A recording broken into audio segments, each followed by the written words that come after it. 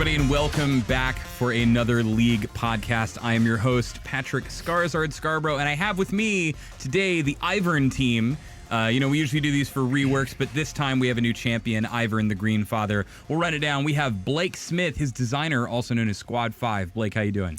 Pretty good. Hey, well, I actually believe him, so that's good. We have concept artist and general Ivern model. I actually believe you're what it was based off of, Chris Skizix Campbell. Yep. Hello. And unfortunately returning from our wildly unsuccessful Aurelian Soul podcast, just the worst person. Yeah. He's sitting right next to me. I can't stand it. Matt Dunn, writer for Ivern, writer for Riot Games, also known as Faux Shizzle. Can I just say that you guys really covered a lot of genres of music with that intro? Yeah, it's like Lord of the Rings and then club music. Yeah, it's no. That's the Earth thing. Yeah. Are you? All right. I'm just gonna assume Matt's under a rock somehow. All right. So look, speaking of rocks, trees, nature, the whole shebang. There you go. This guy does Ivern. You've done this before. And I gotta say, Ivern, Chris, I kind of want you to start us off and tell me a little bit about how Ivern got started, as kind of the twinkle in your eye, because I even mentioned when I saw you the other day, I feel like when you originally were working on some concepts of characters like Bard, I think you went to a really good but really weird place. And all of your concepts were like, what if this dude was just one instrument, his whole body was like a horn, right? And you had like, what if this guy was just a mask with feet? Like just a bunch of really wild stuff. So tell me, so where did Ivern crawl out of? Well, our next champion is actually just a mask with feet. Fuck. So... All right, we spoiled. Well, now everyone knows. Thank you. Actually, for Ivern, when we started development, we actually wanted to make a druidic character. And we've had a lot of interest in that from a number of artists in different places, for a long time, both on Champion and from outside of that too. So when we started working on Ivern, we actually had like this really great spread of a bunch of different types of druids and things that we wanted to look at. And we talked through them to decide if that's what we wanted to make. Over time, though, like from talking to like Matt and the other creative guys, like we started to kind of develop a new vision for it. And really the one thing that, I'll hang my hat on that I wanted early on was we did not have this like super kind of like exaggerated silhouette in the game. Somebody who was super tall and lanky and basically like a ball on stilts kind of thing. Like, yeah. And when we start developing champions, one of the things we have to go do first is make sure that we have a silhouette that's unique. We have 130 champs, or so in the game. So finding that unique shape is super, super important. After that, though, once we sort of like started tinkering around with things like that and found that silhouette was gonna work in some fashion, why not make that silhouette move around and be crazy and goofy and all that good stuff? So yeah, that's you bring up something I think that's really important. By the way, can we just have you back to talk about champs you didn't even work on? I feel like I'm being seduced by the Chris Campbell radio voice here, but I'm like, oh god, yeah, just tell me about Rise. Tell me about the next Rise we work. Let's go for it. No, but you hit on something I think that's actually pretty important that a lot of people don't think about, which is silhouette, right? I remember many moons ago we had this problem where we were like, okay, let's look at Quinn, and then let's look at Fiora, and then let's look at like another female character at the time. And it was like, if you turn off the lights and you just put their in-game models next to each other, it's actually difficult to find out. It's like, which one are they? And so that's where you get into the exaggerated poses where like Akali is just like a human female with double comma things, but she like crouches on the ground and gets all exaggerated and stuff like that. But I want you guys to kind of hop in here and tell me more about this druid theme, because what we have like Soraka, kinda, and she's like a space goat healer thing, and then we have like Maokai, who's a tree, but he's definitely not like, he doesn't seem like a happy nature guy. No. Yeah. So where? So when things started spinning around druid, how were you guys feeling about it? Do you want to start with the Yeah, we spent a good chunk of time thinking about what kinds of druid fantasies we could go with. I remember one pitch that was I think it was considered very toxic. Ooh. Where it was like the negative kind of druid where he's like the John Constantine type, where he's helping the ADC kind of power up, and then would actually backstab his own teammate and take all their power for himself. Wait, what the hell? Yeah, it'd That's be a really druid bad. fantasy? Yeah, because See, maybe I just don't know anything about druids. I thought druids were all like. It might have been a joke pitch, but Okay, it was us trying to figure out like Matt's like actually going off the script here. When- Nobody has any idea what he's talking Oh about. God! Cut the tape. it's Aurelian Soul all over again. Oh no. Yeah, great. No, but like, It was yeah. the druid has always been on this kind of arc of self-sacrifice, right? Like I'm always going to give of myself of that, and we were, I think, probably trying too hard at that moment to flip Right. it and invert it, and it was wisely shot down by everybody in the room except for me, who was kind of like, oh, I wanted to make a bastard, but I want to stab my carry in the back at the last moment. And then it was kind of we Jimmy, who was also working on the champion early, was he did this really funny voice, and after seeing some of Chris's initial sketches, Jimmy just goes, yeah, I just kind of want to make a friend of the forest, and I can believe that. I can believe that's exactly how it went. and then once he said bad there's not that, we video were for like, that. okay, we gotta make that guy. Yeah. Well, this one seems a little interesting too, and Blake, I want to get your thoughts on this because it seems like for me, for as long as I've known about Ivern, it was friend of the forest or like friendly woodland man, right? Or like in some form, right? So this is interesting to me because from the kind of beginning of talking about Ivern, at least as far as I've been aware from him, he's always been super friendly. He's always been, a little goofy. Whereas I think characters like Kled, when we were talking about him on the last podcast, there was like, is Kled going to be crazy? Is he going to be mean? Is he going to be old? Like there was actually quite a few more variations on where the character might go. So once you feel maybe a little locked into like friendly druid guy, Blake, how do you make a character that doesn't just like check the box on what you would expect out of a druid, right? Yeah, I mean, after you get past the point where we explore the background things, and like I think there were some things where it was like mysterious druid was kind of interesting. Like it doesn't talk to people. These kind of Dark cool, and mysterious past. There's some cool things, not necessarily evil, some more towards that anyway. But we, at least from a gameplay perspective, when we got to the point where he was a friendly character and that he was sort of supposed to be nonviolent, we were exploring this pacifist angle, which I think we've talked about a few times in the past. But that was specifically started out that a druid who has sort of reverence for all life, and that is like. Again, Ivern maintains a lot of this, and that he's not the nature will protect and we will kill humans who come in. Like he doesn't have that point of view, but the character who has reverence for all life will not hurt any of it. Yeah, and so sees progressions like of say like good and evil as just kind of natural things. I know you were talking about like a balance of the sort of world type ideas of this character's philosophy, and so we were going into a direction where it was pure pacifist. Like Ivern didn't even deal damage. I remember that. Yeah. Yeah, he could not damage anyone in the game, and instead what he would do was facilitate his allies in dealing damage for him instead. Right. And so the funny thing is you could think about the weird sort of He wasn't a pacifist, he was a passive aggressivist. like it's a weird little hypocrisy in it's that. very weird to be like, all right, I'm not going to kill them. But you were going to kill them. Right? It's like, Ivern, what? It's like, be nice to all the wolves. Slaughter their 80 carry. You're like, what? Something dark. That said, actually, real quick, just to crystallize it, that does mean there is a cool potential for a pacifist character out there that controls his allies. Oh, so the pacifist character's not off the board. So I mean, if you're upset that that's gone away, it's not gone. Someone's on their morning commute right now, like, damn it! Shit. That was me. I don't. Shit. Yeah. But he does maintain a lot of like that aspect of helping his allies kill. That's where he is a support, So he didn't go too far away from that, but. The idea basically came around, okay, so he's this pacifist, he's a druid who cares about nature, right? We wanted to maintain that element specifically, and so that's where we get to the jungle clear that's sort of unique for him, where he's not actually killing the jungle monsters, which, one, gets us a huge dramatic win of, he's not actually killing the monsters. Yeah, he's like kind of just waving them off, hanging out. And two, gets us an interesting gameplay position that we can put him in, which is a support classed character in the jungle position. And so normally they have all their, supports have all their limitations in terms of damage and what they can do, but we basically get around it with this. Yeah, So- well, you bring up support jungler, and I think that's interesting because we've often heard support jungler, as like this faux class that people like to think of, where they're like, Nunu's a support jungler, and it's like, Right. what does he do that's supportive? Well, he eats the shit out of the enemy jungle and He then blood boils. and then hits him a bunch, and they don't get to play the game. I was like, okay, well, that doesn't.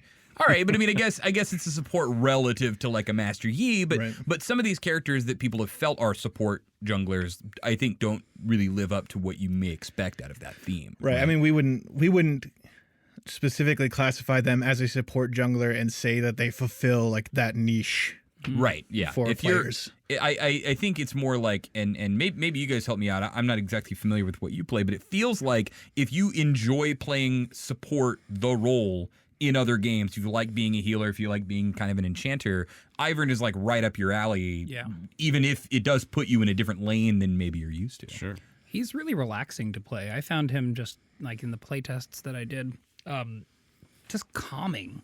Like just Yeah. walking around and just, gonna leave a little by myself here and, clear that camp right there and come back over. He feels very much like the Bob Ross of League of Legends. Yeah. The happy And little trees. he's very happy. Like I don't know. I didn't like jungling until I actually played Ivern, and then I was like, I get it. Gotcha. I got Yeah. it. Yeah. Yeah. Oh my And lord. then that walk, that strut that he's got. the that, super like, wow. like I think people, if they have seen him already, when you were talking about Silhouette, Chris, they have to be thinking about the lanky walk, just the sliding on up into every situation. He's just he's so weird. Like, is he actually taller than the other characters, or does it just feel that way? I think like Because our model size is usually like pretty reined in. I think he could be the tallest character. at the moment. Maybe we were just like, give this guy a higher coefficient than everyone else.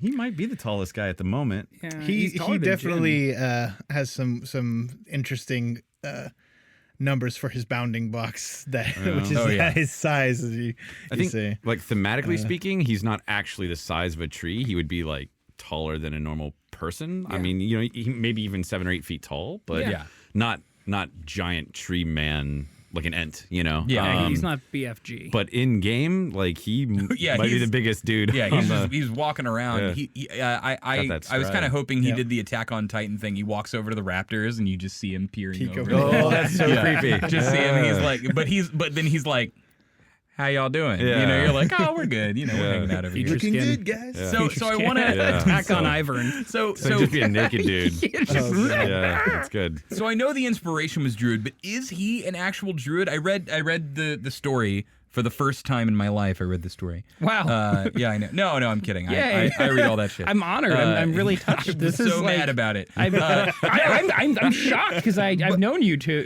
not be the avid But reader. no, of story.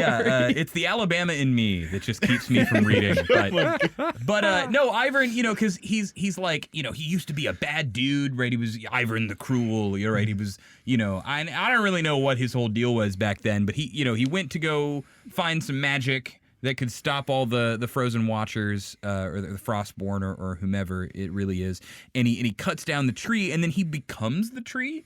Yep.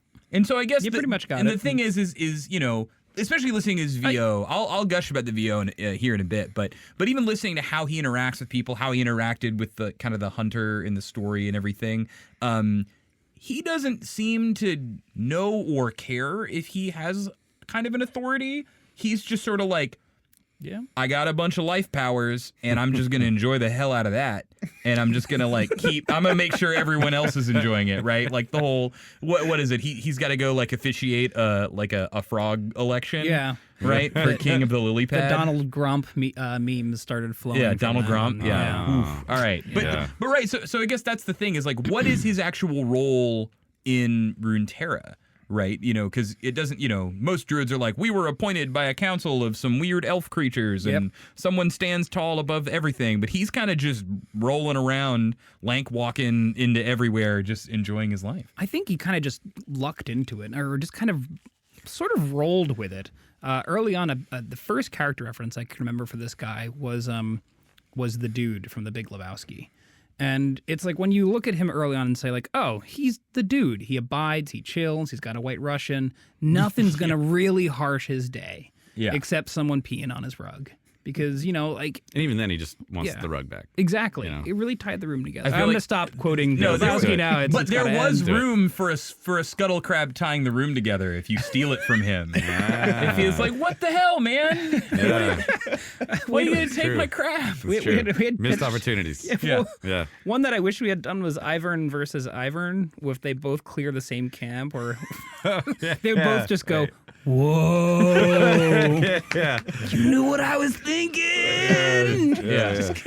All right, that's awesome. I would say that he's, as with any kind of like archetype we try and fill. I think, in terms of like traditional straight druid, I don't think that held a lot of appeal to any of us. But what we liked was when you peeled apart the layers of what that archetype is that this reverence, this care, this life magic, and apply it to somebody who maybe didn't deserve it in the beginning, but has kind of learned to kind of deal with it. It became something really interesting. We don't have a lot of characters in our game that are at the end of their arc, that are at the end of their story. They've basically accomplished all the things that they've needed to accomplish to be a complete person. And with Ivern, that just felt right for him. And it felt very kind of druidic, because the last thing a druid really has to do in any of the stories, and I look to the Shannara books, like when they had the druids there, the druid always dies in all of them. You get really attached to the druid, spoiler alert, and they always die. Yeah. They got to get buried in the earth, or like sprout into a tree, or mushrooms, or whatever, and so give back to the land. I think it was Ryan Vernier, who's the senior writer on Champ, on League of Legends, and he was the one who kind of directed me towards, like, that's what a druid does, right? It's the last thing they do, is they're on a path of self-sacrifice. And so it just kind of clicked. He's done. All he has left to do is basically make that final rooting, and he's the God Willow. He will become everything that he took from the world, and he's happy with that. And then most likely, the second he does that, someone's going to come with an axe. Yeah. And he'd be like, cool. Yeah. It's part of the light, part of the cycle. I'm good with that. Yeah. Chris, when did you feel like, either whether it was these meetings, where we have reviews and we're looking at animations, or, we're looking at gameplay or something, that you felt like the snowball that you had started to push down the hill with Tree Man was really blooming into something that you were like, oh, okay, this is exciting. I'm finally seeing this thing in game that I really want to see. A lot of times the animations do this with I think a lot of characters, actually. You get a chance to... You talk about these characters and you draw them, and it's a static situation, right? You're posing them. You might be doing sketches and things where they're acting and they're going through moments and trying to like communicate who they are. But once animators actually get a hold of it, and you're having these conversations, and they're like, okay, give me a few days on this or whatever, and they'll come back with like a first walk cycle or a first like run cycle or something. And when you see this like lanky goofball dude like gliding down lane for the first time or something, even if he's just like a grayed mass of geo,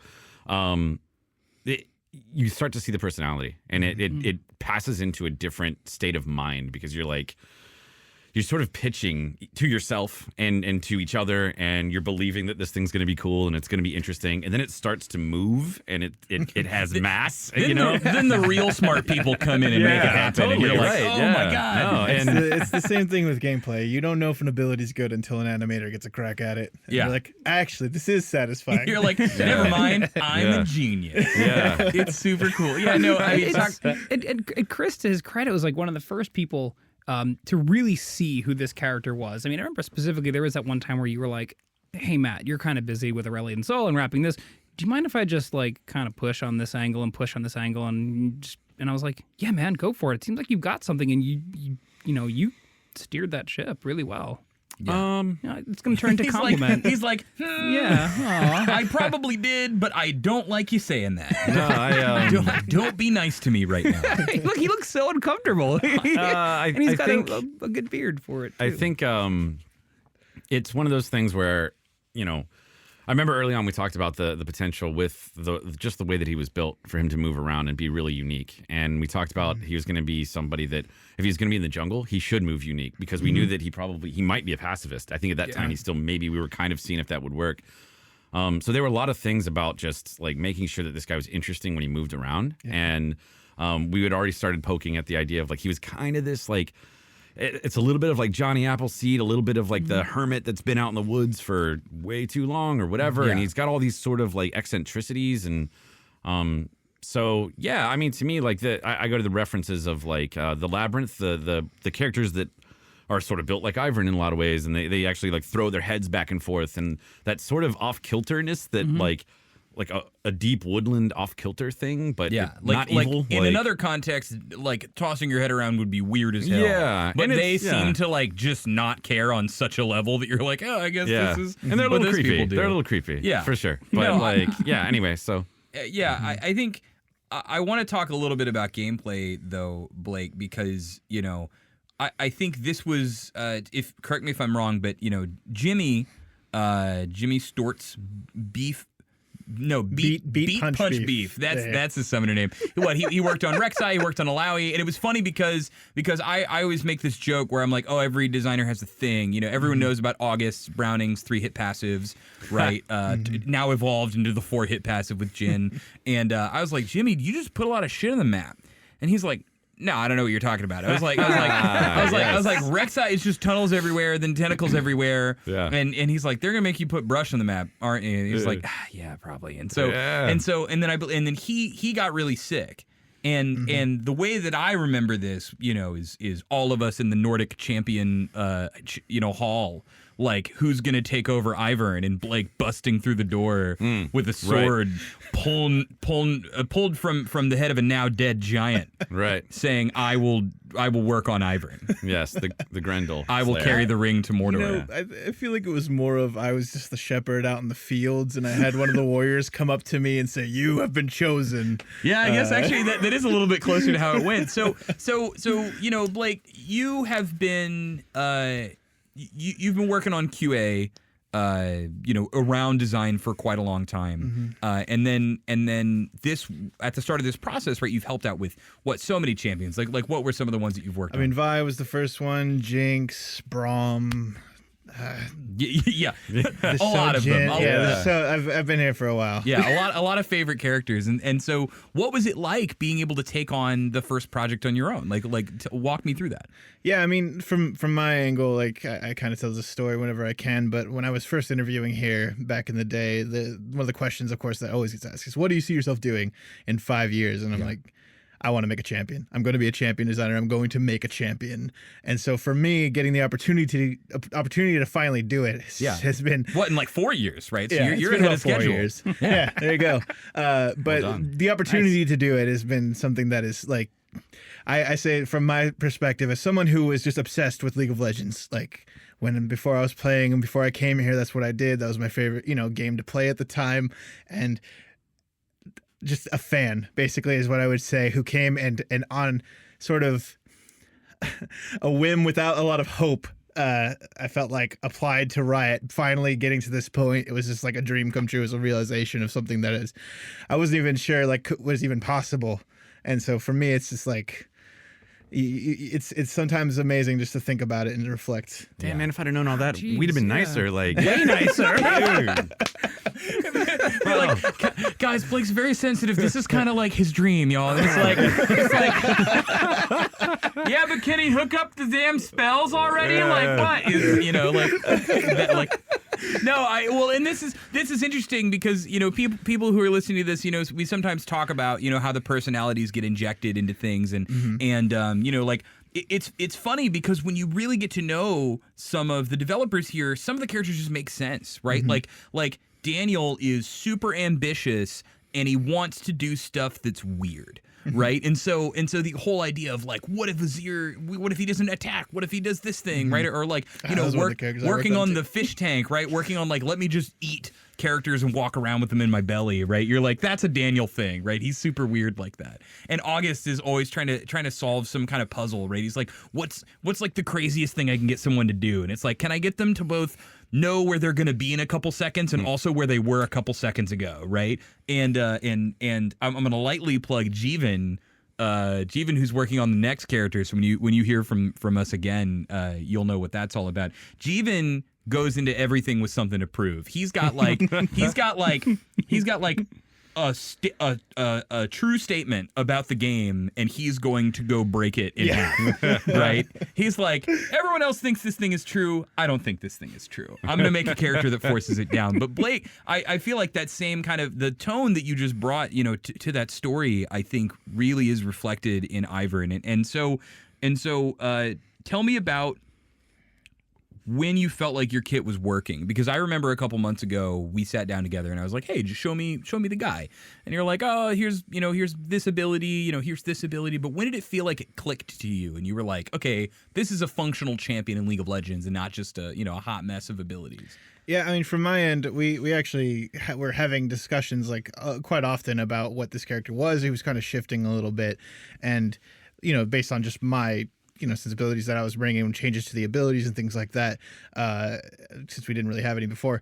But after we had kind of discussed what Ivern would feel like potentially as we were kind of just going through, and I kind of started talking about, this Fey creatures in, say, like D&D, who will trick you and mess with you, but they're not trying to hurt you, and they're your friend. And, imagining the guardian in the forest who is sort of, you're trying to pursue, but he's just like he's dipping out of your sight. You can't see what he's doing. He's tricking you. And all of a sudden you end up at the beginning of the forest again, and you don't know what the hell is going on.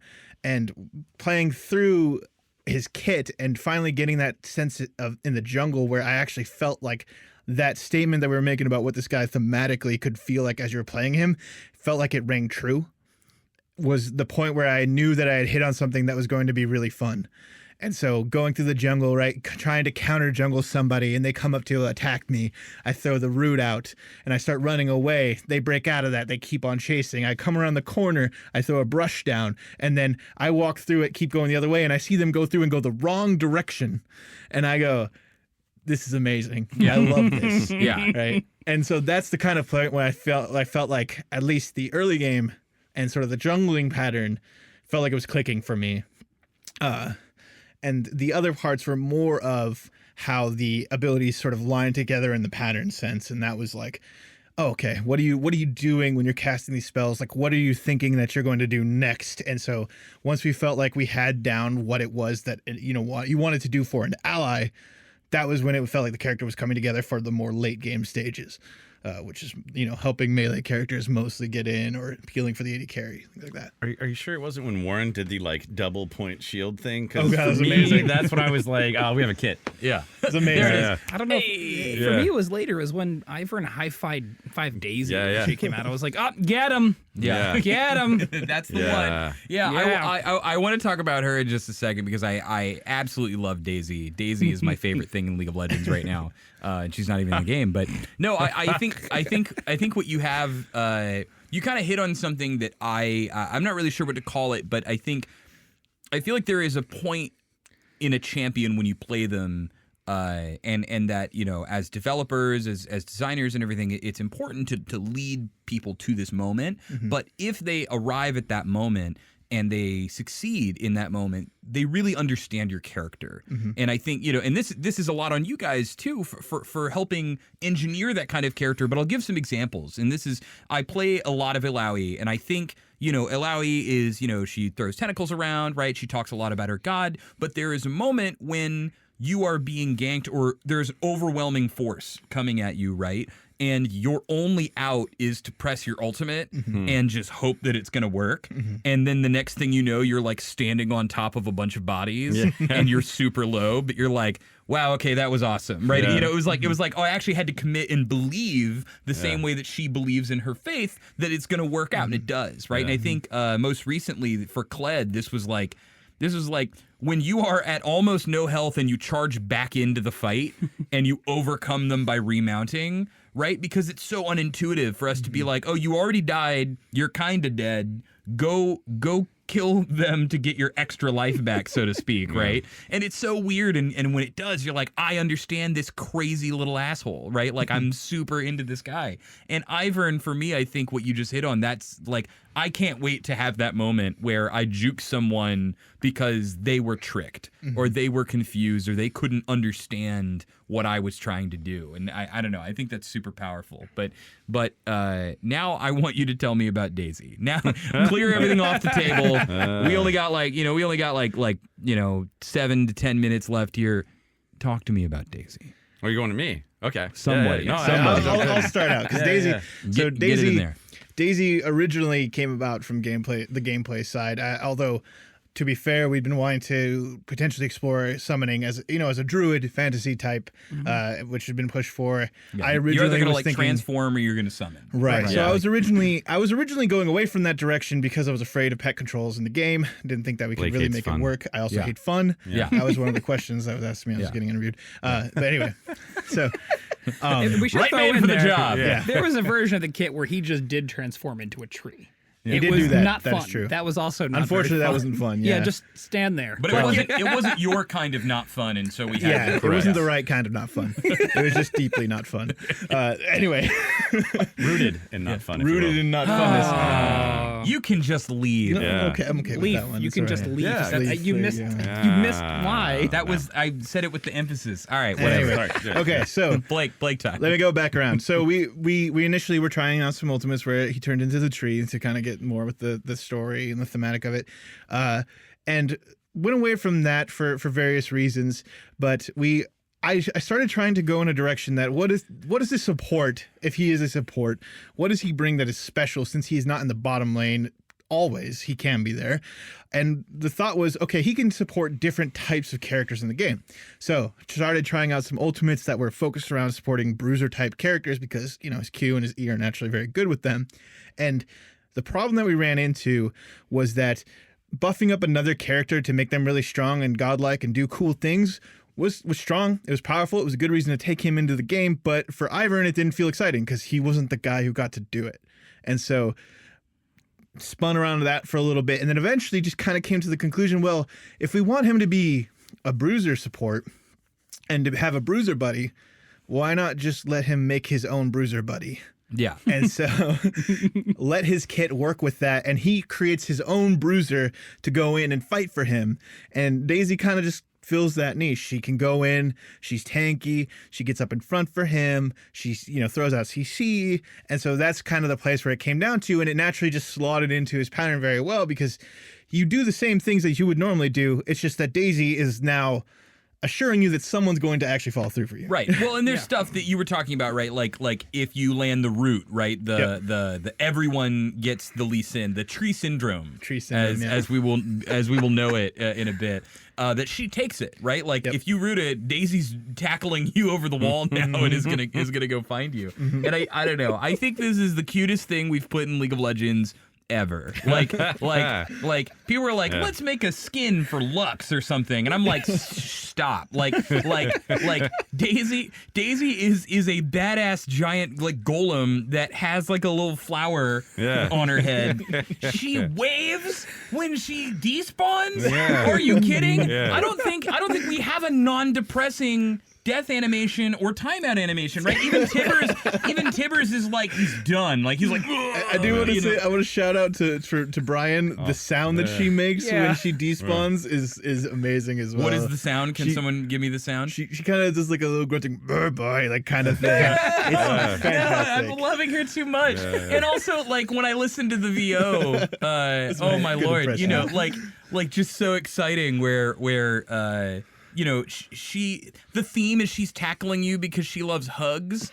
Like that's so simple and adorable, right? That he's like, all right, Daisy, go make a friend. Be gentle, Daisy. And he doesn't even mean it like in a weird manipulative way. No, he right? doesn't. She's like, I'm gonna go give you hugs, but I'm also a stone beast. Right. So like understand Yeah. like this could be tough for you. If I actually real quick on the Daisy thing, when we were when Daisy got introduced was going to be a part of the kit. Yeah. We were trying to figure out, okay, like what does she When mean Blake brought Daisy thematically? home yeah, to meet the parents. We all had to live with Daisy. Yeah. So I actually There was an adjustment period. People were hesitant. When They they were were, several they were. couches. Trust me. and a real quick aside, actually, and I know like sitting here is like concept art. It's cool, and we get to do the podcast and all that stuff. But I want to throw like a quick shout out to like the animators Luke and Warren. Oh god. Yes, definitely. Danny, who I'll get back to in a second because it's the Daisy story. But Danny, Yeah. our 3D artist, who also did a good job doing doing a lot of concept stuff on Ivern, and Richard on VFX, and obviously everybody else too. Yeah, I just want to throw it to those guys because for they've sure. done a ton of it. Like before we continue with my favorite thing in League of Legends, you know,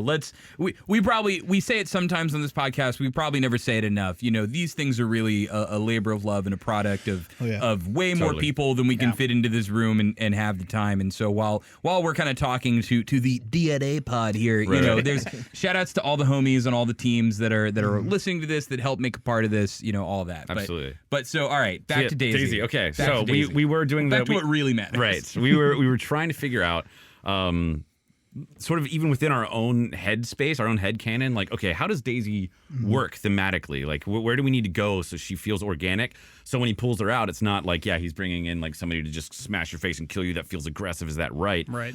And it was actually Danny, our character artist, that did this like little, like really quick one morning, like did a comic of like Ivern finding Daisy, like basically like passed out in the blue buff like grove, and like she wasn't. She's like a blue buff that was taken. Yeah, and she's just laying there face down, like she looks like she's just been on a bender or something. And he comes over and he's like, oh, you know, like, hey buddy, you know, got like life got you down, and basically like imbues her with his magic and saves her and brings her back. And he showed us this comic, and like the whole pod was like, we all get Daisy now. Yes, we can do this. And it was just like, but those little moments are like, you know, that anyway, that was a cool moment. There's so many things like that at this company, and I suspect in game development across the world where it's like the theming of a thing needs to be there or else it won't make any damn sense. Right. But like once you see it, you're like, oh yeah, okay, I get it. Like even, you know, and it's controversial opinion here because I don't know that it's sold perfectly well. Like Jin's got this weird drape on his body and he's got like a hump and you're like, what's that? And then he uses his ult and you're like, oh, he's the gun? Yeah. He puts all of it to, that's so cool, right? You're like, oh shit, I get it. Yeah, hell yeah. And I don't know, the high-fiving of Daisy, everything about that is the correct amount of whimsical nature that I feel like makes me love League of Legends deep in my heart. Really brought the heart to that character with that little comic strip. It was just, I was like, oh, this is exactly true. This is going in the bio. So we're kind of nearing our end here. I know Chris, you've got to go slay some people after this.